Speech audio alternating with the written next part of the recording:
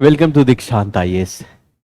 जैसा कि हम सभी जानते हैं कि हम लोग टेस्ट सीरीज दीक्षांत आईएएस के बीपीएससी के लिए स्पेशल हम लोग fourth number of the test series हम लोग सॉल्व कर रहे हैं। तो 1 से 25 क्वेश्चन तक हम लोगों ने सॉल्व किया था। बाकी के 25 से लेकर देखते हैं 75 100 जितना भी होता है हम लोग इस वीडियो में कोशिश करेंगे कि कवर किया जाए। तो 26 प्रश्न पर चलते हैं। 26 प्रश्न कर आप लोगों ने संवैधानिक प्रारूप के बारे में जानते होंगे। संविधान में बहुत सारे ऐसे कानून हैं, बहुत सारी ऐसी जो चीजें रूपरेखा है ना। तो ये कहता है कि केंद्रीय सतर्कता आयोग एक संवैधानिक संस्था है, एक संवैधानिक संस्था है, एक संवैधानिक संस्था है, एक गैर संवैधानिक संस्था है, या इनमें कोई नहीं। अगर आप बात कीजिएगा संवैधानिक या गैर संवैधानिक की अगर आप बात करें तो एक संवैधानिक जो संविधान में पहले से है, एक आपका संवैधानिक का मतलब यहां पर है कि संविधान के द्वारा यानी पार्लियामेंट के द्वारा इसको बनाया गया। तो केंद्रीय जो सतर्कता आयोग है जिसकी स्थापना 1964 में लाया गया था। इसका पीछे मकसद ये था कि देश में भ्रष्टाचार से लेकर ये बहुत सारी की जो समस्याएं तो बहुत ज्यादा थी, उस समस्याएं से मुक्ति दिया जा सके, है ना। तो ये सरकार द्वारा भ्रष्टाचार को रोकने के लिए 2003 में इसको संवैधानिक दर्जा प्रदान कर दिया गया। ठीक है, तो 26 का राइट जो आंसर है यहां पर बी होगा। आपको बता दें कि ये 2003 में इसको संवैधानिक संस्था दिया गया। तो केंद्रीय सतर्कता आयोग की स्थापना 1964 में केंद्र सरकार द्वारा भ्रष्टाचार को रोकने के लिए किया गया था, लेकिन 2003 में इसे सांविधिक श्रद्धा ये दर्जा दिया गया। 30 प्रश्न का उत्तर बी होगा। चलिए आगे की ओर हम लोग बढ़ते हैं। ठीक है, आगे की ओर 27 पर आगे हम लोग बढ़ेंगे। अब चलिए 27 की बात करते हैं। 27 में आपका इंडियन पॉलिटी का ही प्रश्न है, राज्य लोक सेवा आयोग के बारे में। अभी जो है यूपीपीएससी जो Bihar public service commission exam है जिसकी आप लोग दे रहे हैं, तो एक तो यूनियन पब्लिक सर्विस कमीशन होता है, संघ लोक सेवा आयोग, वैसे राज्यों के अंदर में होता है राज्य लोक सेवा आयोग। तो प्रश्न ये कहता है कि राज्य लोक सेवा आयोग का अध्यक्ष का अपने कार्यकाल के बाद पद धारण कर सकता है ना। संघ लोक सेवा आयोग के अध्यक्ष के रूप में, किसी अन्य राज्य लोक सेवा आयोग के अध्यक्ष के रूप में, पुनः उसी राज्य के लोक सेवा आयोग के अध्यक्ष में, या उपयुक्त में से एक से अधिक के तो कई बार ऐसे पूछेगा। तो मैं आपको बता दूं कि राज्य लोक सेवा आयोग का अध्यक्ष जो है अपने कार्यकाल के बाद पदभार ग्रहण कर सकता है। ये बात सत्य है। कैसे सत्य है? क्योंकि वो चाहे तो यूपीएससी का यानी यूनियन पब्लिक सर्विस कमीशन यानी कि संघ लोक सेवा आयोग का अध्यक्ष बन सकता है, या सिर्फ सदस्य के रूप में काम कर सकता है, या किसी अन्य राज्य लोक सेवा आयोग के अध्यक्ष के रूप में बन सकता है। लेकिन भारत सरकार किसी राज्य सरकार के अधीन किसी और नियोजन का पात्र नहीं होगा, ये बात इसमें कही जाती है। तो जाहिर सी बात है कि इस प्रश्न का उत्तर क्या होना चाहिए? आपके उपयुक्त में से ये सभी होना चाहिए, सभी। ठीक है, तो 27 का डी होगा। 28 में कथन है। 28 की तरफ चले तो कथन की बात करता है, यानी कि स्टेटमेंट वाले प्रश्न है। देखिए स्टेटमेंट वाले प्रश्न कहता है, निम्नलिखित कथन पर विचार कीजिए। भारत में विश्व के स्थलीय क्षेत्रफल का 20% से अधिक भाग है। अब भारत में विश्व के स्थलीय क्षेत्रफल का 20% भाग है, ये बात सत्य है क्या? हमारे यहाँ तो रेलवे ट्रेन वाली स्थिति उत्पन्न हो गई। इतनी जनसंख्या हमारे देश के अंदर में अगर हम बात करें, हमारा क्षेत्रफल मात्र 2.4% विश्व का है। तो जाहिर सी बात है कि जो स्टेटमेंट है ये आपका गलत है। यहीं पर 2.4% जो हमारा लैंड है पूरे विश्व का, जिसमें 17.4% के आसपास की जनसंख्या जो है इस पर रहती है।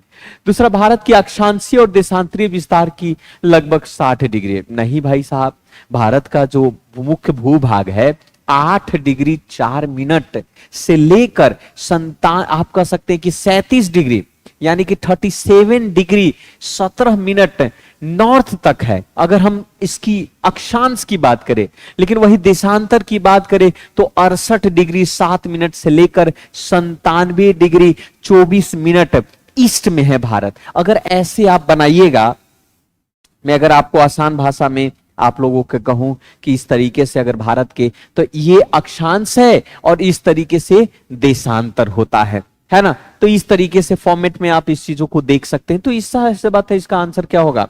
डी होगा। मतलब ये दोनों स्टेटमेंट गलत आपको देखने को मिल रहा है, तो इसका डी होगा। ठीक है, अब चलिए आगे बढ़ते हैं 30 नंबर के प्रश्नों पर। 30 नंबर कहता है कि निम्नलिखित नदियां में से कृष्णा नदी का सहायक नदी क्या है? नदियां से प्रश्न बहुत पूछा जाता है। ये नदियां, तालाब, झरना, प्राकृतिक जो जितने भी चाहते इससे प्रश्न पूछे जाता है। तो ये कह रहा है कि जो कृष्णा नदी की सहायक नदियां क्या है? जैसे गंगा नदी की सहायक नदी सोन नदी है, जैसे गंगा नदी की सहायक नदी यमुना नदी है। सहायक नदी का मतलब होता है कि जो बड़ी नदी होती है ना उसको पानी दे रहा होता है। अब यमुना कहाँ मिलती है? इलाहाबाद में। गंगा यमुना सरस्वती का मिलन होता है इलाहाबाद में। इलाहाबाद कहना तो अब ठीक नहीं होगा, नामांकन हो चुका है, प्रयागराज कह लीजिए, है ना। तो नदियों में कृष्णा नदी की जो सहायक नदी है अगर हम बात करेंगे तो घट प्रभा हुआ, माल प्रभा हुआ, भीमा हुआ, तुंगभद्रा हुआ, मूसी हुआ, ये सारे प्रमुखता रूप से इसकी नदियां, यहां तक हेमावती, सिमसा, भावनी, तीर्थ, कावारी, ये सारे नदियां कावेरी नदी के अगर है तो कृष्णा और कावेरी काफी फेमस नदियां हैं। तो अगर ये घट प्रभा, माल प्रभा, भीमा, तुंगभद्रा, मूसी, ये प्रमुखता रूप से इसके सहायक नदी के तौर पर कहा जाता है। बाकी की कुछ नदियां जो दिया गया है, जैसे भावनी तीर्थ हुआ आपका, है ना, जैसे आपका सिमसा हुआ आपका, कह सकते हैं, ठीक है, हेमावती हुआ अगर इसके बाद, तो ये सारे जो हैं कावेरी नदी के सहायक नदी हैं। तो ए इज राइट आंसर। चलिए बहुत डिटेल में हम नहीं जाएंगे, आगे बढ़ते हैं। क्वेश्चन नंबर हम चलते हैं 31 पर। 31 ठीक है, 31 पर हम क्वेश्चन नंबर 31 की बात करते हैं। 31 नंबर की चर्चा करेंगे यहां पर। अब 31 नंबर कहता है कि निम्नलिखित में से भारत के किस भाग में लौटते हुए मॉनसून से वर्षा प्राप्त होती है? असम, तमिलनाडु, पश्चिम बंगाल और उड़ीसा और महाराष्ट्र। मैं आपको बता दूं कि इसको बोलते हैं शीत ऋतु के समय में ये होता है, यानी कि ठंड के मौसम में, है ना। ठंड के मौसम में ये होता है कि जब मानसून लौट रही होती है तो पवन स्थल भागों में आप देखेंगे बंगाल की खाड़ी के आसपास वाला रीजन से बहती है, और ये मानसून से लौटने समय ये होता है। तो भारत का जो दक्षिण भाग है, खास करके तमिलनाडु की क्षेत्र की बात करें, उस तमिलनाडु क्षेत्र में ये वर्षा होती है, इसीलिए इसको विंटर मॉनसून के फॉर्म में भी इसको कहा जाता है। तो इसका सही उत्तर क्या होगा? तमिलनाडु। यानी कि तमिलनाडु में ही शीत ऋतु के समय में ये लौटते वक्त बारिश होती है ना। उसी प्रकार से कहता है भारत का उष्ण कटिबंधीय वर्षा। अब ये सारा प्रश्न ज्योग्राफी का आ रहा है। जो उष्ण कटिबंधीय वर्षा वाला वन के बारे में बात कर रहा है। अंडमान निकोबार, उत्तर पूर्वी राज्य, पश्चिमी हिमालय का पर्वतीय क्षेत्र, ये कौन सा जो है ना, ये कहता है। अब सबसे पहले अंडमान निकोबार की बात करें, उत्तर पूर्वी राज्य की बात, ये दोनों जो राज्य है ये उष्णकटिबंधीय वर्षा वाला राज्य है। यानी कि कह सकते हैं कि उष्णकटिबंधीय वर्षा वाला क्षेत्र में अगर हम, जहां पर वर्षा बहुत अधिक होती है, तो भारत का जो अंडमान निकोबार द्वीप समूह हुआ, उत्तर पूर्वी राज्य हुआ यानी कि नॉर्थ ईस्ट की हम बात करते हैं, पश्चिमी घाट हुआ यानी कि वेस्टर्न घाट हुआ, ये सारे उष्णकटिबंधीय वर्षा वाला वन है आपका। लेकिन अगर आप इसको बोलिएगा पश्चिमी हिमालय का पर्वतीय क्षेत्र, ये उसमें नहीं आता है। तो इसके अनुसार से आपका क्या होगा? फर्स्ट और सेकंड 32 का राइट आंसर ए होगा, है ना। अब 33 की तरफ चलते हैं। 33 नंबर कहता है पिटली द्वीप। पिटली द्वीप जहां मनुष्य का आवास नहीं है, वहां एक पक्षी अभ्यारण्य है, भारत के किस जगह पर स्थित है? अब देखिए द्वीप समूह तो ज्यादातर कहां? अंडमान निकोबार में है ना। तो कभी कभी कॉमन सेंस के बेस के आधार पर भी प्रश्न पूछ सकते हैं, लेकिन कभी कभी ऐसी गलती मत कीजिएगा कि द्वीप समूह अंडमान निकोबार है। लक्षद्वीप समूह भी है आपका, है ना। तो ऐसा, तो ये अभ्यारण्य जो है भारत एवं श्रीलंका का मध्य नहीं, पुडुचेरी नहीं, आपका अंडमान निकोबार नहीं, लक्षद्वीप समूह पर ये, तो लक्षद्वीप समूह पर है, जहां पर आप कह सकते हैं कि एक पिटली द्वीप है, छोटा सा पिटली द्वीप है आपका, और वहां एक पक्षी अभ्यारण्य यानी कि पक्षियों का वहां पर बहुत ज्यादा ये है। तो राइट आंसर क्या होगा, बी होगा आपका। ठीक है, मनुष्य का आवास नहीं, वहां पर मनुष्य लोग नहीं रहते हैं वहां पर। ठीक है, मनुष्य लोग नहीं रहते हैं। 34 कहता है हिमालय की विशेषताओं के संबंध में निम्नलिखित में से कौन सा कथन सही नहीं है, कौन सही है। जैसे हिमाद्री क्षेत्र अक्षसंघनीय मोड़ पर अचानक समाप्त हो जाती है। लघु हिमालय की एकमात्र पर्वतमाला है जिसकी उत्तरी ढलान दक्षिणी ढलान की तुलना में अधिक प्रबल है। अरुणाचल प्रदेश में शिवालिका क्षेत्रीय पूर्णतः अनुपस्थित है। शिवालिका क्षेत्रीय की महान हिमालय भी कहा जाता है। देखिए ग्रेट हिमालय भी कहा जाता है। देखिए हिमालय के बारे में आप पढ़िएगा ना, हिमालय एक पर्वत श्रृंखला है, एक नवीन पर्वत श्रृंखला है, एक ऐसी नवीन पर्वत श्रृंखला जो ज्यादा दिन नहीं हुआ है उसको बने हुए, तो उसको आप डिवाइड कीजिएगा डिफरेंट डिफरेंट। तो हिमाद्री हुआ, आप कह सकते हैं शिवालिका, ये डिफरेंट डिफरेंट के नाम उसके अंदर में देखने को मिलेगा। तो पर्वतमाला है ये, तो पर्वतमाला, अब शिवालिका क्षेत्र पूर्णतः अनुपस्थित है अरुणाचल प्रदेश में, तो ये यहां पर इस प्रश्न का जो उत्तर है ये हिमाद्री श्रेणी जो है, जो अक्ष संघीय मोड़ पर अचानक समाप्त हो जाती है, यानी कि इसका सही उत्तर क्या है, ए होगा। क्यों ये होगा भाई, क्योंकि जो हिमाद्री है ना, जो उत्तर पश्चिम में जो नंगा पर्वत है, जिसको नागा पर्वत कभी नंगा पर्वत भी कहा जाता है, और उत्तर पूर्व में चलिएगा एकदम अरुणाचल प्रदेश के लास्ट में तो नामचा बरवा है। तो नामचा बरवा में अचानक जाकर आप देखोगे ना तो समाप्त हो जाएगा। नामचा बरवा से जाकर यू टर्न आपको ब्रह्मपुत्रा लेती है आपका, तो नामचा बरवा पर अचानक क्या होगा, समाप्त हो गया। और लघु हिमालय जो है वो दक्षिणी ढलान के प्रवण के बेस के आधार पर काम कर रही होती है। उत्तर में शिवालिका श्रेणी हुआ जहां पर अरुणाचल प्रदेश पूर्णतः रूप से समाप्त न होकर संकरी मतलब पतला सा एकदम हो जाता है। तो ये है, और ये दूसरा स्टेटमेंट कर रहा है कि लघु हिमालय एकमात्र पर्वत है जिसकी उत्तरी ढलान दक्षिण ढलान की तुलना में अधिक है। जी नहीं, संकरणी है, छोटा है, अरुणाचल प्रदेश अनुपस्थिति नहीं, तो ये भी गलत होगा। ए सही है आपका, 34 का ए सही है। 35 चलते हैं। काला सागर को मरमरा सागर से जोड़ने वाला एक प्राकृतिक जल है ना, जल्द मरु मध्य क्या है, काला सागर ब्लैक। आप ये मैप वाला प्रश्न है, मैप देखना पड़ेगा, वहां पर देखिएगा। तो एक आपका बॉस्फोरस है, बॉस्फोरस जलमरु है ना, बॉस्फोरस है जिसका नाम है जल डमरू मध्य है बॉस्फोरस आपका। तो बॉस्फोरस जो है काला सागर को मरमरा सागर के साथ जोड़ता है। तो ये जाकर मैप में आप इस चीजों को चेक कर सकते हैं, है ना, चेक कर सकते हैं। चाहे तो मैं मैप में आपको दिखा दूं आपको। ठीक है, आगे बढ़ते हैं, समय का थोड़ा अभाव है। 36 नंबर पर चलते हैं। निम्नलिखित में से किस प्लेट सीमा के साथ भूपट्टी या तो नष्ट होती है या निर्मित होती है? अभिसरण सीमा, अपसारी सीमा, रूपांतरण सीमा, है ना, क्या सही उत्तर होगा? अब यहां पर आप देखिएगा कि अभिसरण सीमा और अपसारी सीमा ये दोनों ऐसे प्लेट हैं जो भूपट्टी के साथ या तो नष्ट हो जाती है या निर्मित हो जाती है। तो यानी कि फर्स्ट और सेकेंड यानी कि बी इसका सही उत्तर है। जब एक प्लेट दूसरी प्लेट से नीचे की ओर धंसेगी तो वहां पर और भूपट्टी यानी कि क्रस्ट जो है वो पूरी तरीके से नष्ट हो जाता है। तो इस प्रकार से आप कह सकते कि अभिसरण सीमा के रूप में जाना जाता है। तो ये अभिसरण सीमा के रूप में जाना जाता है। लेकिन जब दोनों प्लेट एक दूसरे से सीमा के रूप में जाना रहा है, एक दूसरे के सीमा के रूप में जाना जा रहा है, तो इस प्लॉट को हम उसे अभिसरण सीमा के रूप में जाना जा रहा है। जब दोनों प्लेट एक दूसरे से विपरीत दिशा में अलग हो रही है और नई एक प्रॉपर्टी बना रही है, निर्माण कर रही है, तो उसको अपसारी कहेंगे। मतलब कि एक प्लेट जो है अलग अलग होकर अलग अलग नाम दिया तो अपसारी, दोनों आपस में मिल गया तो अभिसरण, दोनों आपस में मिल गया तो अभिसरण।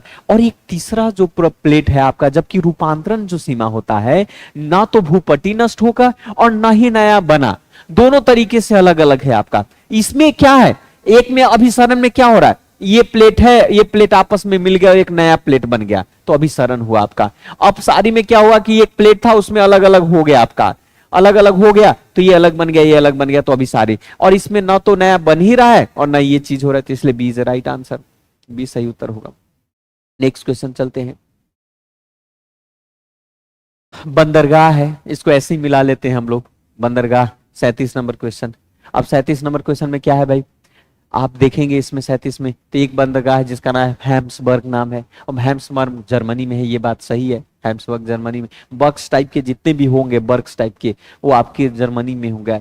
अब यहाँ पर देखिए एंटवर्प्स है, ये नीदरलैंड में नहीं, ये आपका कहाँ में है, ये आपका बेल्जियम में है, बेल्जियम में है आपका, है ना, नीदरलैंड में नहीं बेल्जियम में है। और तीसरा जो है आपका वॉल्टीमोर है, ये दक्षिण अफ्रीका में नहीं है, ये आपका यूएसए में है, अमेरिका में है, संयुक्त अमेरिका में है। तो इसके अनुसार से एक ही तो सही है, तो क्या हो जाएगा, ए हो जाएगा।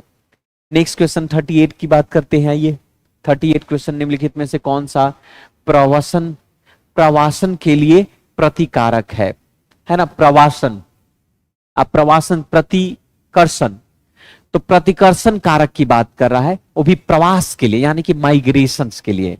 माइग्रेशन हम सब करते हैं, मनुष्य भी माइग्रेशन, अमेरिका चला गया कमाने, है ना, या कोई राज्य दूसरे राज्य में चला जाता है कमाने के लिए, तो उसको प्रवास कहते हैं।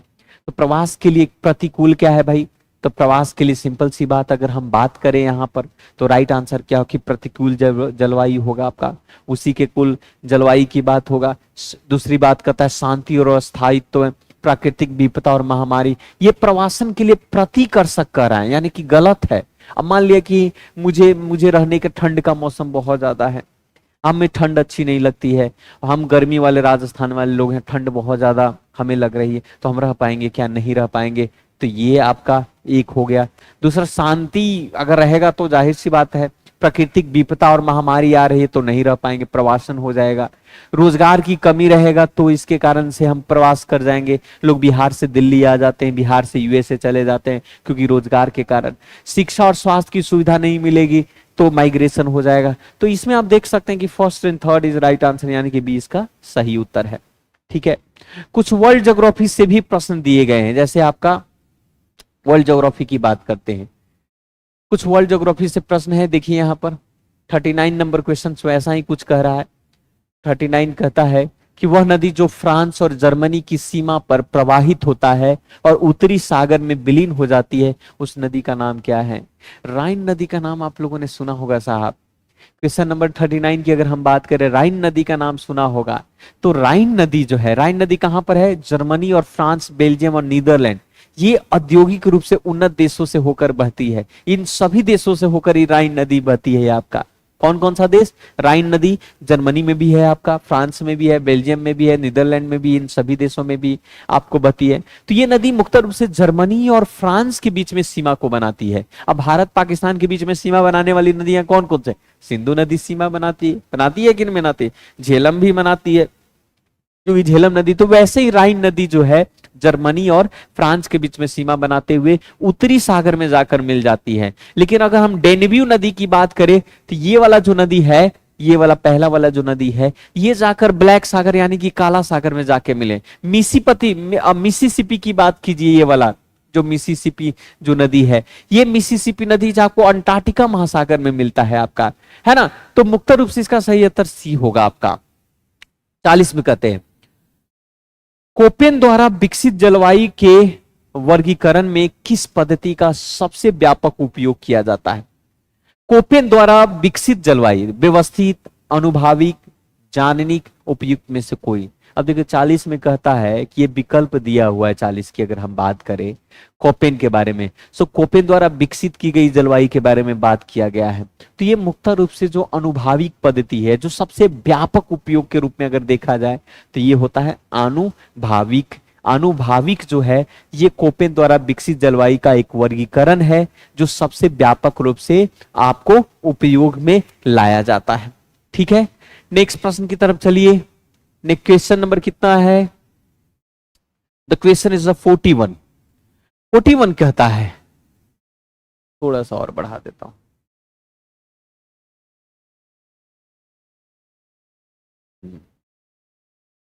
चलिए।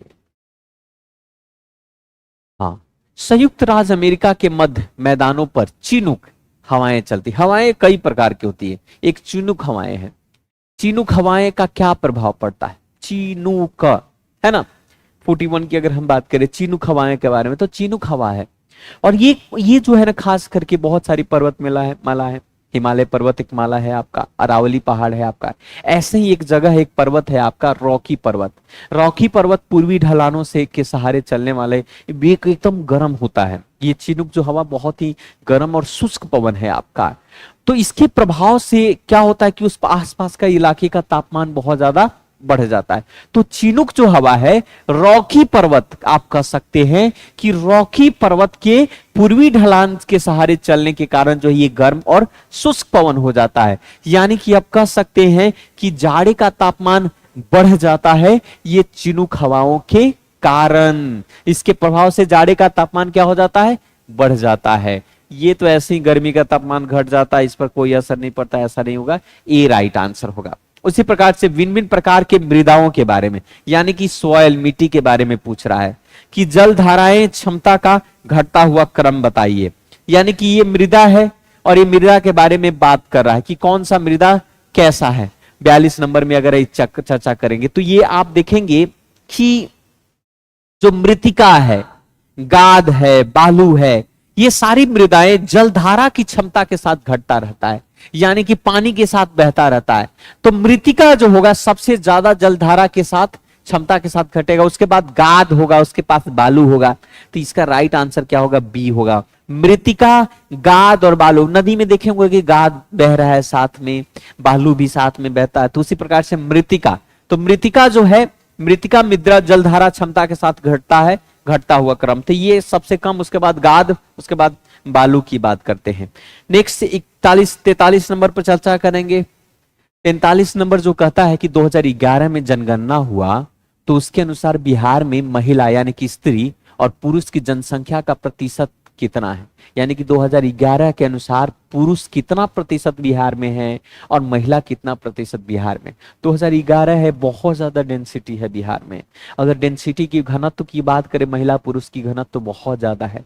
तो बिहार में अगर जनसंख्या की बात करें तो करीब करीब 10 करोड़ जनसंख्या, 10 करोड़ 40 लाख, मतलब 99,000 के आसपास की जनसंख्या है बिहार के अंदर में, है ना। लेकिन आप देखेंगे कि पुरुष और महिला की बात करें तो जिसमें पुरुषों की संख्या कितना है, टोटल जनसंख्या का 52% यानी कि 52.14% जो है आपका क्या है, आपकी कितना है, 52.14% पुरुष है और 47% के आसपास महिला है। लेकिन इस विकल्प में आप देख सकते हैं, हाँ, ये बी इज राइट आंसर होगा। मुझे लगा कि गलत ऑप्शन ही है आपका, तो राइट आंसर क्या होगा, बी होगा।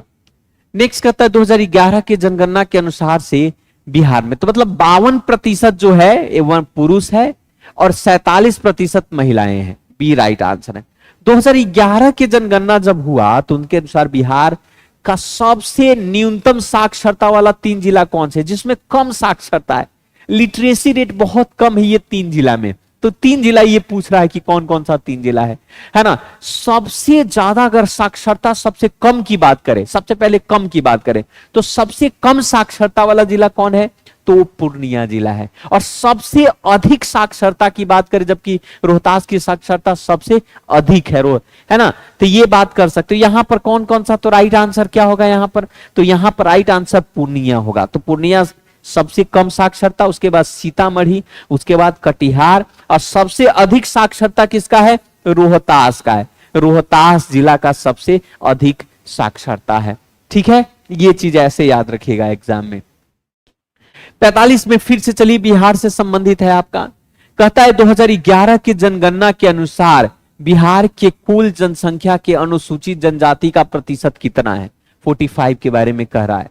मतलब कहता है कि जब बिहार जब झारखंड से अलग हुआ था 2002 में, तो उस वक्त अगर आप देखेंगे कि जनजाति यानी कि ट्राइबल्स बहुत कम बिहार में बचे। ज्यादातर ट्राइबल जंगल वाले इलाके यानी कि झारखंड वाले इलाके में हुआ करते थे। अब बिहार में जो ट्राइबल्स है 2% से भी कम है, यानी कि 2% से कम है, यानी कि 1.3% है। यानी कि इसका आंसर क्या होगा, 45 का ए होगा। उसी प्रकार से 46 पर चलते हैं कि एक अंतरराष्ट्रीय इंटरनेशनल शूटिंग स्पोर्ट्स फेडरेशन द्वारा आयोजित ISFS शूटिंग विश्व कप 2023 में भारत के किस खिलाड़ी ने गोल्ड मेडल जीता। देखिए, खेल से संबंधित बिहार प्रश्न पूछती है, बहुत सारे प्रश्न पूछती है।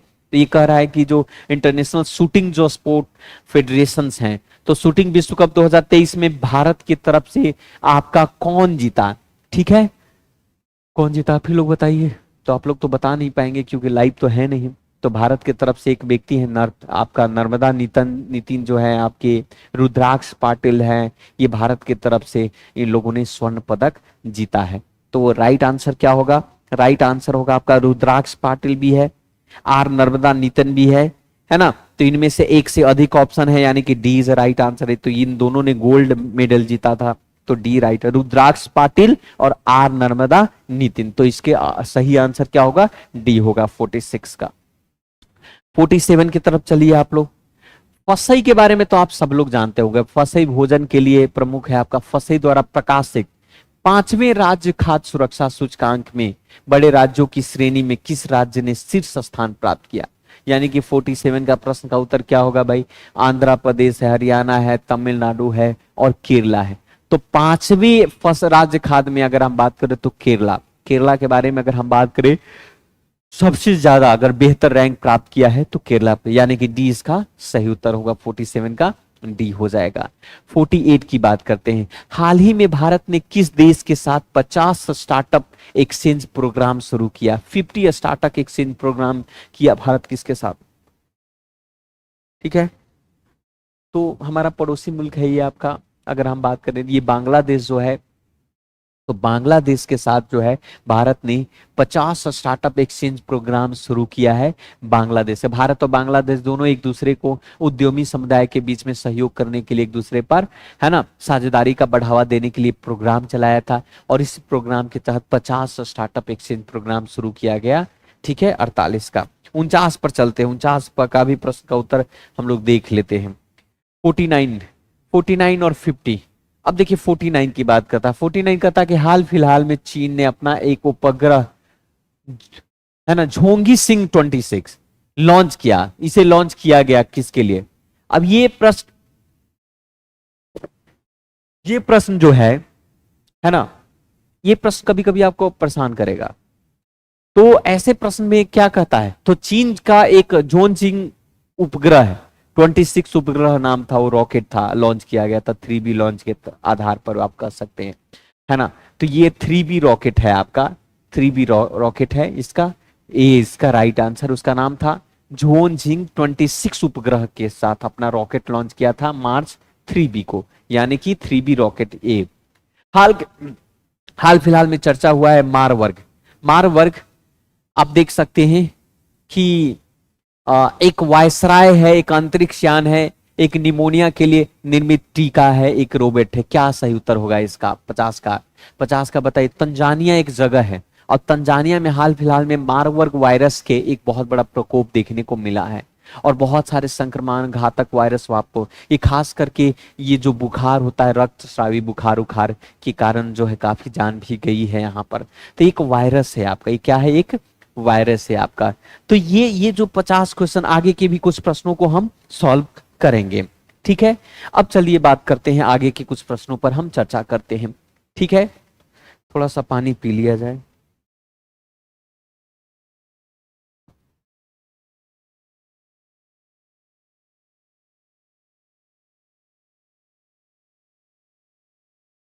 चलिए, तो ये हमने 50 क्वेश्चन कंप्लीट किया।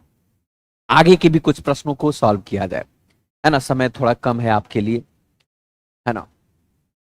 हम लोगों ने वादा किया था कि बीपीएससी के टेस्ट सीरीज के एक्सप्लेनेशंस हम लेकर आएंगे आपके लिए, और आपको काफी फायदा होगा। इसको वीडियो को देखिए, शेयर भी कीजिए, लोगों तक पहुंचाइए आप, है ना। और ठीक है, अपने से खुद से ही टेस्ट सीरीज सॉल्व करने की भी कोशिश कीजिए। अब 51 में चलते हैं। 51 की बात करते हैं। इसरो के बारे में आप सभी को पता ही होगा। हाल फिलहाल में चंद्रयान थर्ड को लॉन्च किया और फाइनली जो है चंद्रमा पर हमारा चंद्रयान थर्ड लैंड हुआ। फिर आदित्य 11 भी हमारा एक तरीके से लॉन्च हो चुका है। तो इसरो द्वारा हाल फिलहाल में एक कार्यक्रम युविका, है ना, युविका का प्रारंभ किया गया था। तो ये प्रश्न पूछ रहा है कि जो युविका है इसका उद्देश्य क्या है? साधारण भाषा में अगर मैं आपको बता दूं कि ये प्रोग्राम खास करके वैज्ञानिक प्रौद्योगिकी और इंजीनियरिंग और गणित और ये सब मैथ्स के कह सकते करियर को बेहतर करने के लिए बनाया है, ताकि आप आगे चलकर भी अंतरिक्ष विज्ञान में एक जुनून पैदा हो, अंतरिक्ष विज्ञान में आप सेवा दे सके, आप बेहतर काम कर सकते। तो उसको प्रोत्साहित करने के लिए, है ना, युवाओं को प्रोत्साहित करने के लिए युविका नामक प्रोग्राम चलाया गया था, है ना। तो ये छात्रों को विज्ञान प्रौद्योगिकी इंजीनियरिंग गणित और अंतरिक्ष विज्ञान में करियर बनाने के लिए, पहले ऑप्शन में आप समझ लीजिए ना, ए इसका सही उत्तर हो जाएगा, आपका ए सही उत्तर हो जाएगा। उसी प्रकार से 52 पर चलते हैं, 52 की बात करते हैं कि हाल फिलहाल में अंतरिक्ष यात्री, एक अंतरिक्ष यात्री है जिसका नाम है क्रिस्टीना होमॉक कोच। क्रिस्टीना होमॉक कोच को चंद्रमा की परिक्रमा करने वाली पहली महिला के रूप में घोषित किया गया। यह किस देश की है? अब देखिए, अगर हम बात करें कि ये सब चीज करने में नासा जो है सबसे आगे है, तो ऐसे प्रश्न का उत्तर देने के लिए ज्यादा सोचने की जरूरत नहीं होगा, क्योंकि मैं बता दूं कि चंद्रमा को परिक्रमा करने वाली जो पहली महिला है अंतरिक्ष यात्री, जिसका नाम क्रिस्टीना कोच है, ये क्रिस्टीना कोच हमारी USA, United state of America की रहने वाली है ना। और नासा के वैज्ञानिकों ने इनको भेजा था, तो ये ए इसका सही उत्तर हो जाएगा। ठीक है, ये इसका सही उत्तर होगा। उसी प्रकार से नेक्स्ट प्रश्न की तरफ चलते हैं, क्वेश्चन नंबर 53 पर। यह भी साइंस और प्रौद्योगिकी से ही प्रश्न है कि वैज्ञानिकों ने, आप देखिए इधर से कर लेते हैं, कि वैज्ञानिकों ने सुगोसिन्स की पहचान एक प्रोटीन के रूप में की जो कि एक महत्वपूर्ण भूमिका निभाता है। अब आपको यह जानने की जरूरत है सर कि है क्या। वैज्ञानिकों ने सुगोसिन्स की पहचान तो की जो कि एक प्रोटीन है, तो काम क्या है? तो ये जो हमारे यहाँ जो क्रोमोसोम होता है, आपको पता होगा हमारे क्रोमोसोम में इसके आकार एक्स और वाई क्रोमोसोम होता है। हमारे स्पर्म में आपको पता होगा एक्स और वाई नामक दो क्रोमोसोम्स होते हैं। तो एक्स और वाई, अब एक्स और वाई दोनों पुरुष में होते हैं, पुरुष में एक्स और वाई और महिलाएं में एक्स एक्स होते हैं। तो एक्स के आकार के गठन के लिए ये महत्वपूर्ण भूमिका निभाती है। तो यानी कि कह सकते हैं कि इसका सही उत्तर क्या होगा? सी होगा। 53 का सही उत्तर सी होगा। 54 की तरह हाल फिलहाल में एक चर्चा हो रहा है जिसका नाम है अरेक्सवी, है ना। अरेक्सवी क्या है? अरेक्सवी क्या है? अब ये कहता है अरेक्सवी की बात करते हैं, तो ये एक ब्रिटिश जो है, ब्रिटेन यानी कि UK, United kingdom, British England की बात करते हैं, वहां की एक कंपनी है, दवा की कंपनी, खास करके मेडिसिन बनाती है। तो कंपनी जो है अडार द्वारा निर्मित दुनिया का जो पहला अगर आप बात कर सकते हैं खास करके, तो ये कह सकते हैं कि जो पहला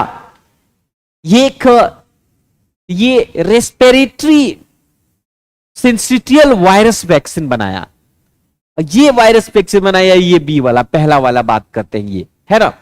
एक रेस्पिरेटरी सेंसियल वायरस वैक्सीन बनाया, कौन? एरेक्सी क्या है? तो इसी के बारे में, और कहां के द्वारा? यूके के द्वारा, यानी कि ब्रिटेन के द्वारा बनाया गया, जिसे यूएसए फूड एंड ड्रग्स ने मंजूरी इसको दे दी। तो ये ब्रिटिश की दवा की कंपनी, मेडिसिन की कंपनी, जिसके द्वारा ये निर्माण किया गया था, तो इसीलिए में एरेक्सवी के रूप में इसको जाना जाता है आपका। तो राइट आंसर क्या होगा इसका? बी होगा। अब चलिए 55 की तरफ करते हैं। अब 55 पर बात करते हैं।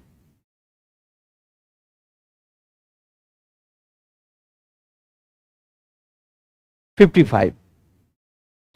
फाइव कहता है कि हाल फिलहाल में तमिलनाडु ने एक नए वन्य जीव अभ्यारण्य हेतु अधिसूचना की घोषणा की। बोला कि भाई नया ये वन्य जीव अभ्यारण्य बनाएगा, है ना। 55 की बात करते हैं, ठीक है। तो ये कौन सा है भाई? मुथुमलई है, ठूटम है, आपका थानथई पेरियार वन्य जीव अभ्यारण्य है, या यूपीक्त में से कोई नहीं। तो मैं आपको बता दूं कि तमिलनाडु सरकार खास करके एक जगह है जिसका नाम है थानथई पेरियार। थानथई पेरियार एक वन्य जीव अभ्यारण्य में अधिसूचना यानी कि नोटिफिकेशन दे दिया है, और कहा कि ये राज्य का, तमिलनाडु का ये 18वां जो है आपका ये वन्य जीव अभ्यारण्य होगा। तो ये 18वां होगा, मतलब पहले से ही 17 था, तो 18th थानथई पेरियार वन्य जीव अभ्यारण्य होगा, यानी कि 55 का राइट आंसर क्या होगा? सी होगा। अब 56 की तरफ चलते हैं। 56 56 कहता है कि हाल फिलहाल में चर्चा में आया मिशन अरिकोम्बन। मिशन अरिकोम्बन क्या है? मिशन अरिकोम्बन क्या है? तो ये मिशन अरिकोम्बन का संबंध जो है एक हाथी से है ना। हाथी जो कि ये कह सकते हैं कि ये इलाका है, खास करके अगर हम बात करें, इडुक्की जिला है आपका। सो इस इडुक्की जिला के जो पहाड़ी के आसपास के इलाका में बहुत ज्यादा तबाही मचाया और उसके कारण से ये मीडिया में बहुत रही। तो हो सकता है ऐसे प्रश्न तो काफी एग्जाम में पूछे जाते हैं। तो उसके पकड़ने के लिए वन जीव अभ्यारण्य द्वारा मिशन चलाया गया और उस मिशन का नाम रखा गया अरिकोम्बन नामक एक मिशन रखा गया। तो ये पूछा गया कि ये जो अरिकोम्बन नामक मिशन है किसके लिए है भाई? तो हाथी पकड़ने के लिए अरिकोम्बन नामक मिशन चलाया गया था। यानी कि राइट आंसर क्या होगा? ए होगा। उसी प्रकार से 57 हाल फिलहाल में चर्चा आई थी नेट्रॉन झील के बारे में। नेट्रॉन झील कहां स्थित है? नेट्रॉन झील की बात करता है लेक नेट्रॉन के नाम से। तंजानिया के बारे में आप सभी को पता होगा। तंजानिया का और उषा वाला क्षेत्र के आसपास का ये बहुत ही आकर्षक है, बहुत ही सुंदर है। प्रकृति का एक तरीके से अजूबा के तौर पर इसको जाना जाता है इसके बारे में।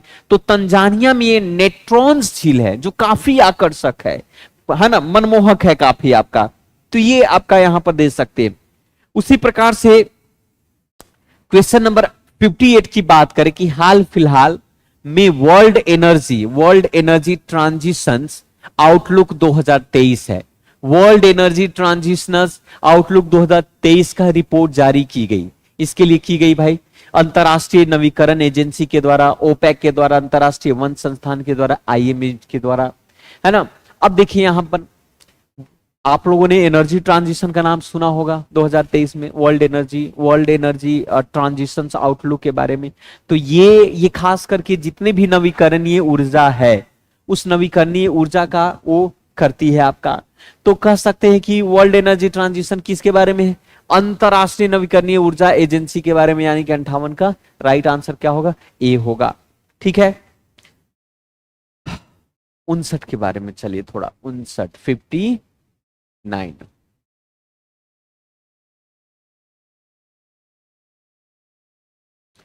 हाल फिलहाल में अभियान चलाया गया। हाल फिलहाल में अभियान एकता एवं श्रद्धांजलि किसके द्वारा लॉन्च किया गया है ना? तो ये सशस्त्र बीमा, इंडो तिब्बत बीमा, सीमा सड़क या पीएसी के द्वारा। मैं आपको बता दूं कि जो सीमा सड़क संगठन है जिसको आप बॉर्डर रोड ऑर्गेनाइजेशन कहते हैं, 64th बीआरओ दिवस मनाया और उसी के आधार पर, उसी के अवसर पर एकता और श्रद्धांजलि जो है अभियान चलाया। तो सीमा सड़क संगठन के द्वारा। प्रधानमंत्री नरेंद्र मोदी ने 30 अप्रैल को अपने मासिक रेडियो कार्यक्रम मन की बात में किस एपिसोड को पूरा किया? अब मन की बात को किस एपिसोड को पूरा किया भाई? तो कौन सा एपिसोड था? तो मान लिया कि ऐसे ऐसे मन की बात तो 99, 95, 94 वाले तो होगा नहीं। तो ये मन की बात जो है 30 अप्रैल को पूरा हुआ और ये कंप्लीट शतक था मोदी जी का। उन्होंने 100 शतक में मन की बात बोला कि हम ही बोलेंगे, आप लोग नहीं बोलोगे। आप मणिपुर की बात नहीं हुई, मन की बात हुई। ठीक है। वायु प्रहार अभ्यास क्या है? वायु प्रहार अभ्यास क्या है? नाम से पता चल रहा है कि वायु प्रहार है। तो हाँ, आपको जाहिर सी बात है कि इंडियन आर्मी, वायुसेना, इसी के बीच में, तो ये दोनों आपस में मध्य पूर्वी जो क्षेत्र वाला इलाका है, वायु प्रहार नामक। तो 19 घंटे तक लगातार, है ना, बहुत सारे हवा में, पानी में, सॉरी हवा में और भूमि पर वो अभ्यास करता रहा। तो वायु प्रहार जो है भारतीय वायुसेना और भारतीय थल सेना के बीच में आपको देखने को मिलेगा। यानी कि राइट आंसर क्या है? सी है। भारतीय सेना और भारतीय वायुसेना के मध्य में यह अभ्यास हुआ है। उसी प्रकार से चलिए 70 पर चलते हैं, सॉरी 61, 62 पर चलते हैं। 62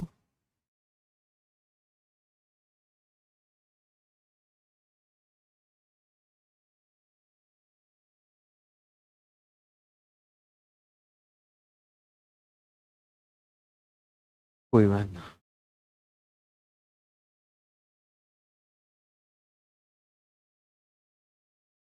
तब तक पढ़िए आप प्रश्नों को।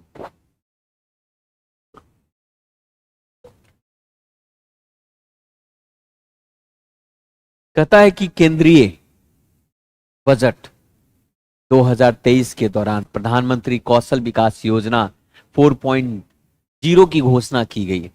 सर्वप्रथम कौशल विकास योजना कब क्रियान्वित किया गया? अब यहां पर ये बात है, तो सबसे पहले कब शुरू हुआ था?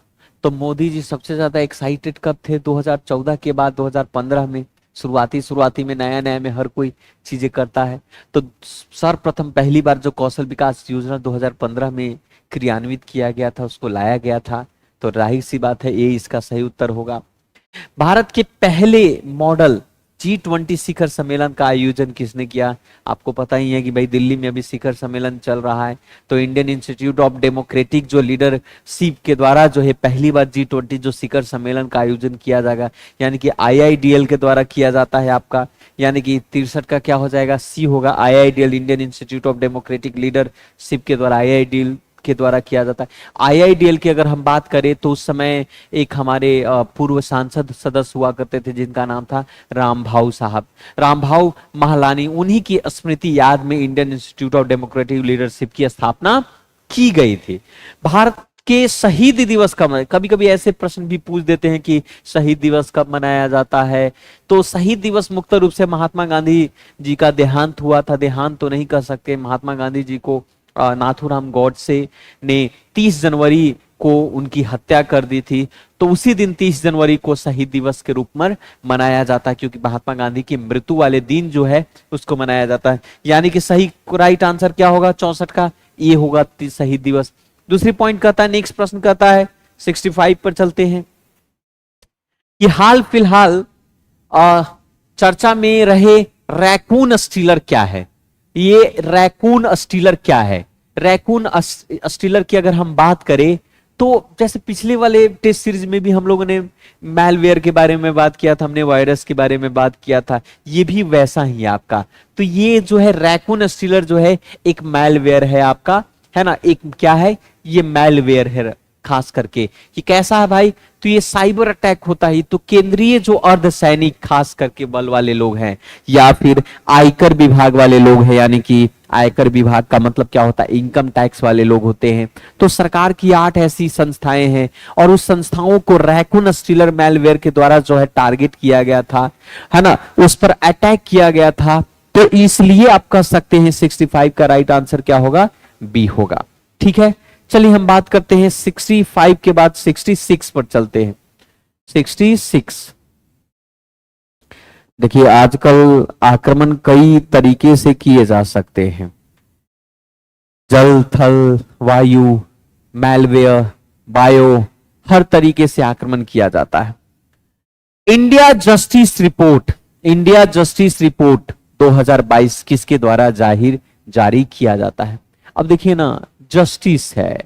अब जस्टिस है तो आप पे लग रहा होगा कि गृह मंत्रालय द्वारा तो नहीं होगा, चलो विधि आयोग के द्वारा हो सकता है, फोर्ट के द्वारा हो सकता है। जी नहीं, टाटा ट्रस्ट जो है हाल फिलहाल में इंडिया जस्टिस रिपोर्ट जारी की थी। तो ये प्रश्न आपको एग्जाम में पूछ सकता है कि इंडिया जस्टिस रिपोर्ट 2022 किसके द्वारा जारी किया? टाटा ट्रस्ट के द्वारा जारी किया गया। हाल फिलहाल में प्रकाशित पुस्तक स्पेयर के लेखक कौन है? एक बुक है स्पेयर, अगर हम बात करें तो स्पेयर पुस्तक के लेखक जो है प्रिंस हैरी साहब है। यानी ऐसे फैक्चुअल डेटा कभी कभी आपके एग्जाम में प्रश्न के तौर पर पूछे जाते हैं, ये फैक्चुअल डेटा। तो स्पेयर पुस्तक के लेखक कौन है? हैरी प्रिंस साहब, प्रिंस हैरी है। तीसरी G20 सम्मेलन शिक्षा कार्य समूह की बैठक कहां आयोजित की गई? आपको पता होगा कि दिल्ली में अभी G20 का शिखर सम्मेलन हो रहा है और दुनिया के विभिन्न विभिन्न देशों से लोग यहां पर पार्टिसिपेट कर रहे हैं। तो इसमें यह प्रश्न पूछ रहा है कि G20 शिक्षा कार्य समूह की बैठक कहां आयोजित की गई? तो आपको पता ही होना चाहिए कि इसका सही उत्तर क्या होगा? भुवनेश्वर, उड़ीसा। उड़ीसा की राजधानी जो है आपका कहां पर है? भुवनेश्वर में है। और उसी भुवनेश्वर में भारत की अध्यक्षता में तीसरी G20 शिक्षा कार्य समूह आयोजित किया गया है। यानी कि राइट आंसर क्या होगा? भुवनेश्वर बी। यहां पर देखिए एक प्रश्न और भी है, चलिए चर्चा करते हैं 69 पर। 69 प्रश्न क्या कहता है, एक बार देख लेते हैं कि नारगोना काराबख, नारगोना काराबख क्षेत्र किन देशों के मध्य संघर्ष का कारण बना? अब देखिए एक जगह है, जगह है जिसका नाम है नारगोना काराबख। ये आप काकेशस, ये मैप जब जाएंगे, एक लैंडलॉक पहाड़ी क्षेत्र है, एक इलाका है। लैंडलॉक का मतलब चारों तरफ से भूमि ही भूमि है, आपका पहाड़ी क्षेत्र है। और ये कहां में है? अर्मेनिया। अर्मेनिया जो आप देखोगे मैप में, अजरबैजान, अर्मेनिया। तो अजरबैजान और अर्मेनिया के बीच में कई दशकों से बीच में ये संघर्ष चल रहा है, जिसका नाम नारगोना काराबख है आपका। तो किसके लिए? तो राइट आंसर क्या है? अर्मेनिया और अजरबैजान, इसके बीच में युद्ध चल रहा है। विश्व प्रेस स्वतंत्रता दिवस की बात करते हैं, सूचकांक की बात करते हैं। विश्व प्रेस स्वतंत्रता सूचकांक में भारत का रैंक क्या है? अब आपको पता होगा भारत का रैंक की अगर हम बात कर रहे हैं, प्रेस में भी अगर हम बात करें तो हमारा प्रेस कितना है? मीडिया नहीं, मोडिया टाइप का कुछ लोग है। अब मीडिया जो है हमारा स्वतंत्र नहीं है, मीडिया हमेशा सरकार की ही बातें करती है, जनता की बात तो करती नहीं है। तो उनकी रूपरेखा से जो अंतरराष्ट्रीय संस्थान है जिसका नाम है विदाउट बॉर्डर द्वारा, विदाउट बॉर्डर, और एक संस्थान है विदाउट बॉर्डर, तो ये निकालती है विदाउट बॉर्डर। तो विदाउट बॉर्डर जो ये निकालती है, तो 2023 का जो विश्व का प्रेस स्वतंत्रता यानी कि वर्ल्ड इंडिपेंडेंस, प्रेस इंडिपेंडेंस में 180 देश का सर्वे हुआ और भारत का दुर्भाग्यवश नहीं कहिए साहब, 161वां भारत का रैंक रहा। यानी कि हमारा मीडिया स्वतंत्र नहीं है, हमसे बेहतर पोजीशन में पाकिस्तान का मीडिया है। आप समझिए, तो 70 का ए होगा। उसी प्रकार से 71 की बात कर सकते हैं, 71 की बात कीजिए। 71 में हाल फिलहाल में चर्चा हुआ है मोहम्मद शहाबुद्दीन। अब मोहम्मद शहाबुद्दीन कौन है? एक शहाबुद्दीन साहब बीजेपी के एमपी हैं, मंत्री रह चुके हैं। शहाबुद्दीन जो है, तो मोहम्मद शहाबुद्दीन जो है वो कहां के राष्ट्रपति हैं? बताइए आप लोग, कमेंट सेक्शन में लिख के बताइए पहले ही। तो ये राष्ट्रपति हैं आपका कहां का? ये राष्ट्रपति है बांग्लादेश के, नया नया राष्ट्रपति बने हैं और ये 22वां राष्ट्रपति है बांग्लादेश का, 27वां राष्ट्रपति है बांग्लादेश का, जिनका नाम है क्या है? शहाबुद्दीन, मोहम्मद शहाबुद्दीन। 22वां राष्ट्रपति के रूप में इन्होंने शपथ ग्रहण लिया है। आगे चलते हैं, 71 पर चलते हैं। आपका 71 हो गया हमारा। 72, ये आसान प्रश्न है, आप लोग बता दीजिएगा, आप लोग को भी पता होगा। ऑक्टोपस, ऑक्टोपस क्या है? अब देखो कभी कभी कॉमन से प्रश्न किए जाते हैं। अब ऑक्टोपस क्या है? एक तरीके से मोलस्क संघ एक समुद्री प्राणी है। आपको पता होगा कि समुद्र में रहता है ऑक्टोपस, 8 पांव वाला आप कह सकते हैं। एक मृदु कवची जीव है आपका, कवच के अंदर में बहुत मृदु मतलब बहुत ही सॉफ्ट आपका रत्रीचर जीव के तौर पर डॉल्फिन आप कह सकते हैं। डेविल फिश भी कहा जाता है, उसको फिश के रूप में भी जाना जाता है। डेविल फिश में डेविल का मतलब राक्षस टाइप का, एकदम ऐसे पकड़ लेने वाला आपका कह सकते हैं, डेविल फिश कहते हैं। तो ये ऑक्टोपस क्या है भाई? तो ये है आपका एक मृदु कवच है, ओशियन में रहता है ना। और इसको क्या कहा जाता है? डेविल फिश कहा जाता है, या फिर कह सकते हैं इसे रात्रिचर जीव भी कहा जाता, निकलता है आपका, एक समुद्री प्राणी है आपका। एम्फीबिया बताता है। एम्फीबिया क्या है साहब? एम्फीबिया क्या है? तो एम्फीबिया मतलब जो जल में भी रहे और जो स्थल पर रहे, दोनों जगह जो रहे उसको एम्फीबिया कहते हैं। जैसे कछुआ टोटोइस जो है एम्फीबिया है आपका। मेढक क्या है? एम्फीबिया है आपका। जो जल में भी रहे और थल पर भी रहे यानी कि भूमि पर भी रहे तो उसको एम्फीबिया कहते हैं।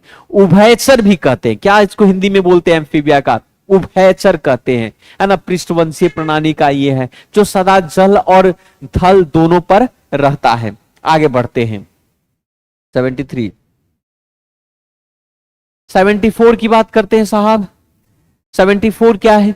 कहता है कि प्रोटीन संश्लेषण में निम्न कोशिकाओं में से किनकी भूमिका सबसे अधिक होती है? प्रोटीन संश्लेषण की बात कर रहा है ना। मतलब कोशिका में प्रोटीन संश्लेषण कैसा होगा? अंतःद्रवी होगा।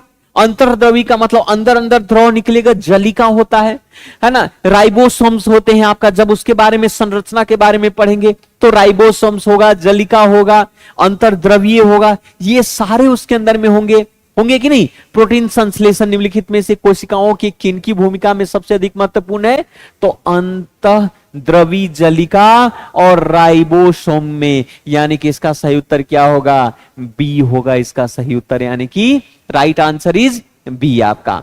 ठीक है, अब कहता है मानव के शरीर के किस अंग में लसिका कोशिका होती है, लसिका कोशिकाएं बनती है साहब। लसिका कोशिकाएं क्या है, एक प्रकार का श्वेत रक्त है। रक्त के बारे में पढ़ा होगा, रेड रक्त यानी कि लाल रक्त, श्वेत रक्त है ना। तो वैसे ही लसिका कोशिका क्या है, एक प्रकार का श्वेत रक्त है। क्या है आपका, श्वेत रक्त है एक प्रकार का। ठीक है, कणिका है। अब जिसका निर्माण लसिका ग्रंथियों, तिल्ली, थाइमस है ना, अस्थि, मज्जा, इन सभी के लिए बनता है। तो इसके अनुसार से क्या राइट आंसर होगा, तो इसके अनुसार से तिल्ली होगा। अगर प्रश्न लसिका कोशिका के द्वारा ये भी अगर इस ऑप्शन में तिल्ली नहीं होता तो क्या ऑप्शन में होता भाई, तो तिल्ली नहीं होता तो लसिका ग्रंथियां, तो थाइमस ग्रंथि दे सकता है, अस्थि मज्जा दे सकता है ना। ये सारे प्रश्न, तो राइट आंसर क्या होगा, बी होगा, है ना। 75 का बी। 76 पर चलते हैं आपका। 76, चलिए 76 के बारे में चर्चा कर लेते हैं। ये साइंस के प्रश्न आ रहे हैं 76 का। कहता है कि वर्गिकी का पिता कहा जाता है, वर्गिका का पिता कहा जाता है, क्या कहा जाता है ना।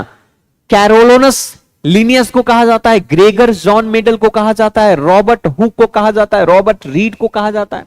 देखिए एक स्वीडन का नाम सुना होगा आपने, तो वहां के एक वैज्ञानिक हुआ करते थे जिनका नाम था कैरोलस, नाम था कैरोलस लिनियस नाम था। उन्होंने एक किताब लिखा था, है ना, एक पुस्तक। और उसने क्या किया, उन्होंने की अपनी पुस्तक में जितने भी जीव जंतु हैं ना, सारे जीवधारी, जितने भी जीवधारी हैं, है ना, उसने उनको एक सिस्टमैटिक नेचर में उनको अरेंज कर दिया, विभाजित कर दिया, है ना। इसीलिए इनको कहा जाता है वर्गिका का पिता कहा जाता है। तो उन्होंने पूरी तरीके से क्लासिफिकेशन किया था, क्लासिफिकेशन के आधार पर इनको कहा गया था। इसलिए कैरोलस लिनियस को वर्गिका का पिता यानी कि क्लासिफिकेशन का पिता कहां, जीव जंतु को किया था। ठीक है, तो राइट आंसर क्या होगा, 76 का ए होगा। अब देखें, निम्नलिखित में से कथनों का पहचान कर सही उत्तर का चयन कीजिए। पहला, प्रोकैरियोटिक कोशिका वे कोशिकाएं कहलाती जिसमें केंद्रक, कला, केंद्रक तथा सुविकसित कोशिकाओं का अभाव होता है। देखिए साहब, सबसे पहला पॉइंट कथन है ना, पहला कथन। ठीक है, दूसरा कथन क्या कहता है, पहला कथन सही लग रहा है, सही है आपका। इनके गुण सूत्र हिस्टोन प्रोटीन पाया जाता है, इनके गुण सूत्र में हिस्टोन प्रोटीन पाया जाता है। तो मैं साधारण भाषा में आपको बताने जा रहा हूं, ये जो है ना, जिसका नाम है प्रोकैरियोटिक कोशिका की अगर हम बात करें, पढ़ने में थोड़ी दिक्कत होती है कभी कभी, तो उसमें केंद्रक, कला, केंद्रक और सुविकसित कोशिकाएं का अभाव होता है, ये बात सही है। लेकिन हिस्टोन प्रोटीन का अभाव होता है, जैसे जीवाणु हुए, विषाणु हुए, ये सारी चीजें हैं इसके में। ठीक है, तो इसका सही उत्तर क्या होगा, ए होगा। इसका सही उत्तर आपका ए होगा, यानी कि ए इज अ राइट आंसर। लेकिन के गुण सूत्र में हिस्टोन प्रोटीन का अभाव होता है, लेकिन यहां क्या करें, इनके गुण सूत्र में हिस्टोन प्रोटीन पाया जाता है। जी नहीं, हिस्टोन प्रोटीन इसमें होता ही नहीं, अभाव होता है, तो ये तो होगा ही नहीं, है ना। उदाहरण के लिए जीवाणु, विषाणु, ये सब सारा उदाहरण है इस पे आपका। बैक्टीरिया हुआ, वायरस हुआ, है ना, तो ये है आपका। तो ए इज द राइट आंसर, इसका सही उत्तर क्या होगा, ए होगा। आगे चलते हैं, क्वेश्चन नंबर हम लोग 78 पर चलते हैं। 78 की बात करें, पौधे के कौन सा भाग से हल्दी प्राप्त होता है, पौधे के कौन से भाग से हल्दी आप लोग खाते हैं, हल्दी के बिना संभव नहीं है। विवाह भी करना है तो हल्दी लगाए जाएंगे, हल्दी महिलाओं के हाथों में, हल्दी, मेहंदी, ये सब चीजें महत्वपूर्ण होती है। तो पौधे के हल्दी कहाँ, तो तना जो है, पौधे की जो तना वाला भाग है वहां से हल्दी प्राप्त होता है, जड़ से नहीं, वो एक तरीके से तना है। तो हल्दी का पौधे को खाने लायक हिस्सा जिसको बोलते हैं प्रगंध बोलते हैं, क्या बोलते हैं, प्रगंध, है ना, प्रकंद बोलते हैं, प्रकंद, जो कि अंतर्भौमिक वाले रूपांतरित वाले भाग में होता है। तो क्या है भाई, इसका तना है। हल्दी कौन सा है, तना है। ठीक है, 78 का पौधे द्वारा ली गई विकर्ण ऊर्जा निम्नलिखित परिणाम को देती है। अब विकर्ण ऊर्जा की बात करते हैं, 79 की बात करें, पौधे द्वारा ली गई विकर्णीय ऊर्जा का परिणाम क्या होगा? जल का प्रकाशीय, जल का प्रकाश का अपघटन, प्रकाशीय अपघटन होगा। अब प्रकाशीय अपघटन होगा तो जल जो है यानी कि वाटर जो है वो टूट जाएगा, टूट जाएगा आपका, टूट जाएगा और टूटकर हाइड्रोजन अलग और ऑक्सीजन अलग हो जाएंगे, ऑक्सीजन गैस बन जाएगा हाइड्रोजन और ऑक्सीजन के अंदर में।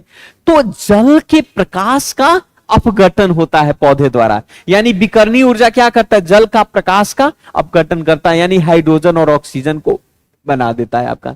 तो राइट आंसर क्या होगा? 79 का ए होगा। अब 80 की तरफ चलते हैं, 80 नंबर क्वेश्चंस की बात करते हैं।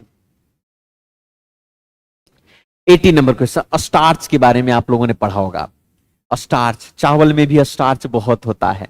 स्टार्च क्या है? पॉलीसेक्राइड है आपका, पॉलीसेक्राइड है आपका। इसका निर्माण जैसे ग्लूकोज है, ग्लूकोज मोनोसेक्राइड्स की इकाइयों के लिए एक बहुत बड़ी संख्या में आपको आपस में कह सकते हैं कि ग्लाइकोसेरियस बांधों के द्वारा इसको जुड़ा हुआ रहता है। तो सिंपल सी बात है कि क्या है? स्टार्च है आपका मोनोसेक्राइड्स है आपका, मोनोसेक्राइड्स है। चावल में स्टार्च होता है ना। डायबिटीज उबिटीज बहुत ज्यादा आप कह सकते हैं कि फैट हो जाएगा, ओबेसिटी, ये सब सारा, इसलिए ज्यादातर लोग चावल नहीं खाते। लेकिन चावल ठीक है, बिहार के लोग हैं हम लोग, चावल तो खाएंगे ही। तो मोनोसेक्राइड्स है आपका। किस शारीरिक प्रक्रम में थ्रोनिबन है ना, थ्रोनिबन्स का संबंध है, थ्रोनिबन्स का संबंध है? उत्सर्जन, रक्त जमाव, प्रजनन, पाचन, है ना। अब देखो यहां पर रक्त का थक्का बनने की प्रक्रिया एक जटिल रासायनिक प्रक्रिया है। जैसे आपने देखा होगा कि जैसे ब्लड है, आज ही मेरा भी हाथ कटा है, तो अब थक्का बना हो तो रासायनिक प्रक्रिया के कारण जो है ये थक्का बन जाता है। अब इसको बांट दिया गया भिन्न भिन्न चरण में, मुक्त रूप से 3 चरण में इसको बांट दिया जाता है। कैसे होता है भाई 3 चरण में? तो जो पहला चरण है, 3 चरण में जब बांटा गया तो अंतिम चरण में कौन होगा? अंतिम चरण में ये होता है आपका थ्रोनिबन्स होता है, थ्रोनिबन्स होता है आपका अंतिम चरण की अगर हम बात करें। थ्रोनिबन्स एक एंजाइम की भांति काम करता है, एक तरीके से प्लाज्मा, प्लाज्मा जो है बहुत ही अघुलनशील एक तरीके से फ्राइबोनियंस प्रोटीन होता है आपका। ये बहुत ही लघु है ना, अघुलनशील वाली प्रोटीन में देखने को संश्लेषण में मिलेगा। तो किस शारीरिक प्रकरण में थ्रोम्बिन्स का संबंध है? तो जाहिर सी बात है इसका प्रश्न का उत्तर क्या होगा भाई? तो ये रक्त का जमाव करता है, रक्त को थक्का बनाने में ये मदद करता है। थ्रोनिबन्स रक्त को थक्का बना देता है ना। तो ये राइट आंसर 81 का क्या होगा? बी होगा। उसी प्रकार से 82 में कहता है निम्नलिखित में से किस विटामिन्स को हार्मोन माना जाता है? कौन सा विटामिन है जिसको हार्मोन माना जाता है? तो देखो बता दूं आपको, विटामिन डी की अगर कमी हो जाएगी ना तो शरीर में भिन्न भिन्न प्रकार की बीमारियां हो जाएगा।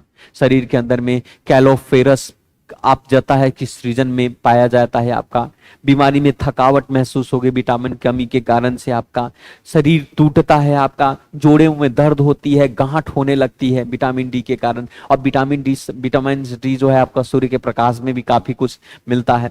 तो विटामिन डी जो है एक तरीके से हार्मोन के तौर पर इसको माना जाता है आपको। इसकी सृजन में आपके कैलिस्फोरस रोल्स पाए जाते हैं, इस तरीके की चीजें हैं यहां पर देखने को मिलता है। क्वेश्चन नंबर 83 की बात करते हैं, 83 की बात करेंगे। किस सूक्ष्म जीव के द्वारा हेपेटाइटिस बी की बीमारी होती है? बैक्टीरिया, कंगी, वायरस। हेपेटाइटिस बी की बात करें, हेपेटाइटिस बी आपको पता होगा क्या है? तो हेपेटाइटिस बी तो वायरस है ना, हेपेटाइटिस बी वायरस पकड़ लेता है, दिक्कत हो जाती है। हेपेटाइटिस बी एक संक्रामित रोग है आपका, संक्रामण रोग है। हेपेटाइटिस बी एक तरीके से कह सकते हैं कि वायरस के कारण होता है आपका।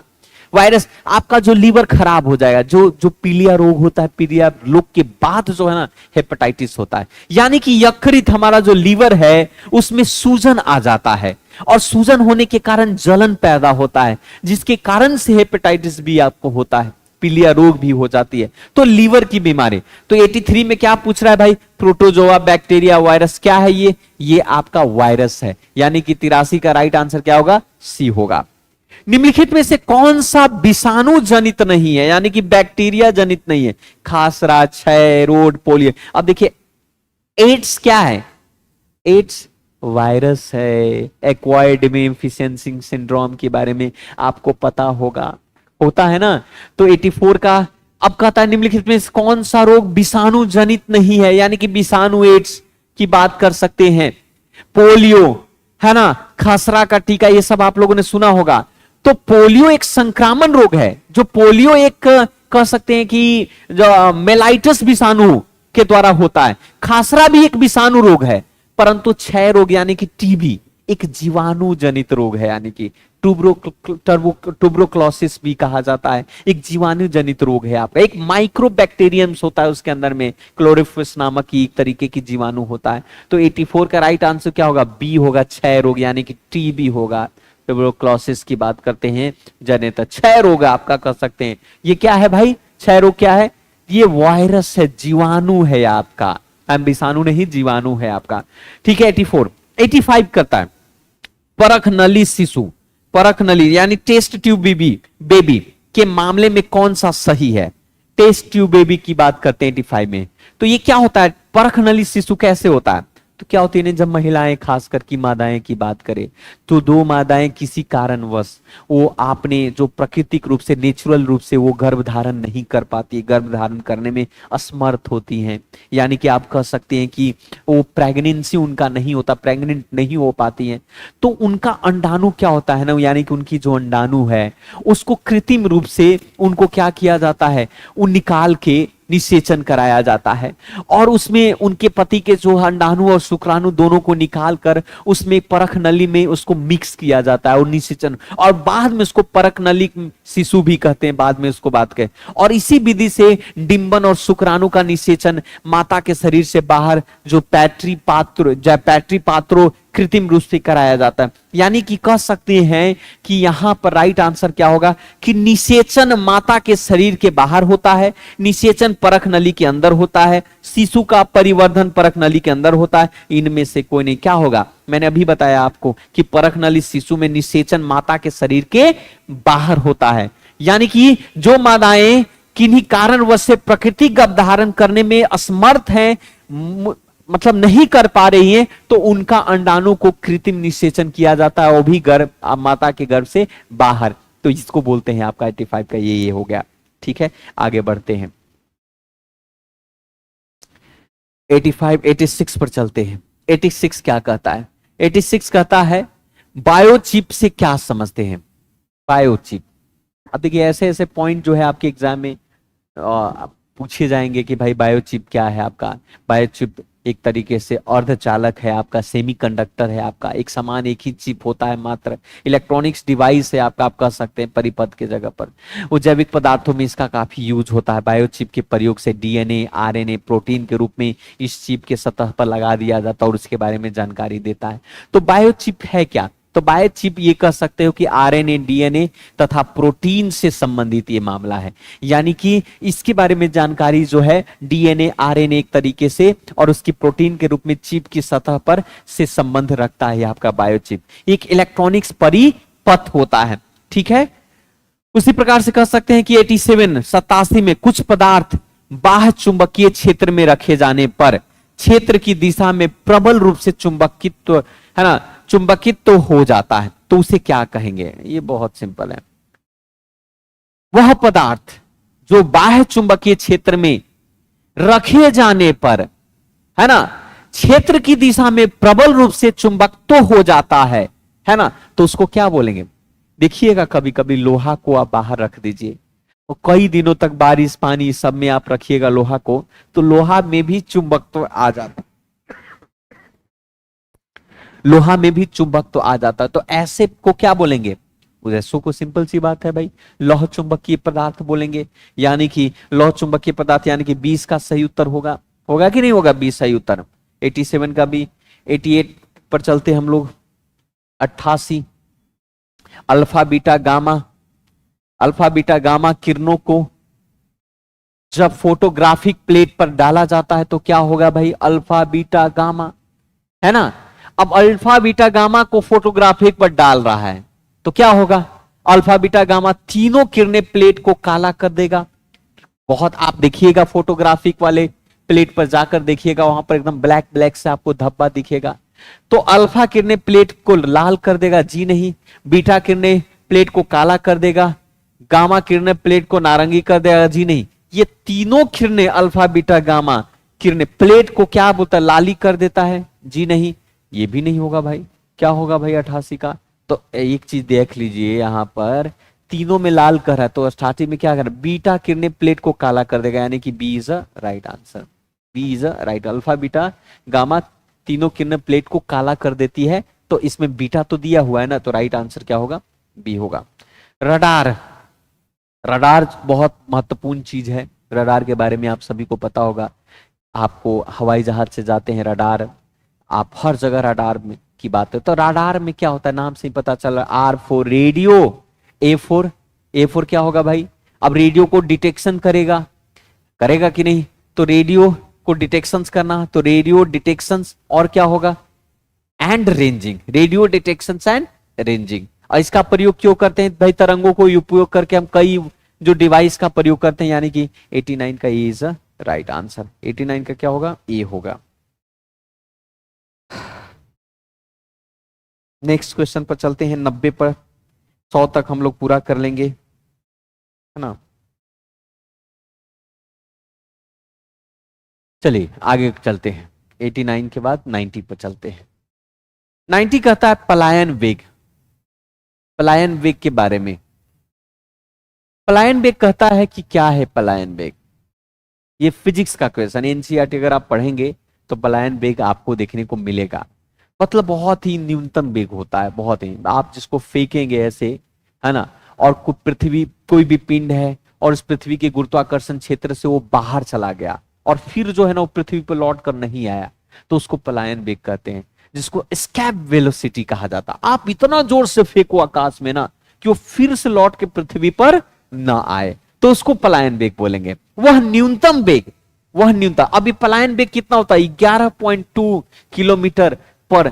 अगर 11.2 किलोमीटर पर सेकेंड से अगर आप फेंकोगे, 11.2 किलोमीटर के पर सेकेंड से अगर आप फेंकेंगे तो पृथ्वी पर दोबारा वो लौट कर नहीं आएगा। तो पलायन वेग वह न्यूनतम वेग है जिसमें फेंका गया कोई भी पिंड पृथ्वी के गुरुत्वाकर्षण क्षेत्र से बाहर चला जाए और पुनः पृथ्वी पर लौट कर ना आए, उसी को हम पलायन वेग कहते हैं। यानी कि 90 का क्या हो जाएगा? ये होगा। कितना पलायन वेग होता है? 11.2 किलोमीटर पर सेकेंड होता है आपका, है ना। तो राइट आंसर 90 का क्या होगा?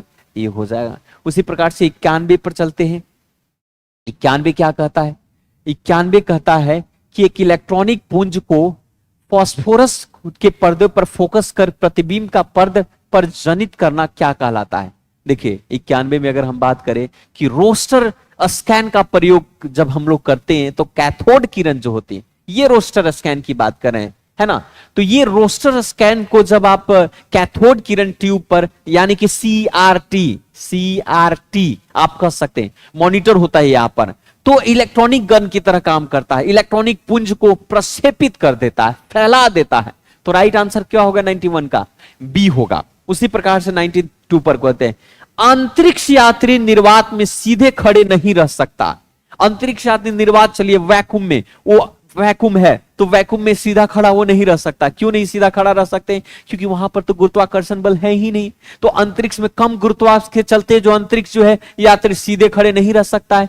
कम गुरुत्व में होगा। लंबा अंतरिक्ष अभियान में अंतरिक्ष यात्री को पेशीय क्षय हो सकता है, अस्थियां घनत्व में कमी आ जाती है, वो सीधा कभी खड़ा रह ही नहीं सकता है। तो राइट आंसर क्या होगा? अंतरिक्ष गुरुत्व, है ना, नहीं होता है आपका। यानी कि राइट आंसर क्या है? ए है। 92 का ए है राइट आंसर। 93 की तरफ चलते हैं हम लोग।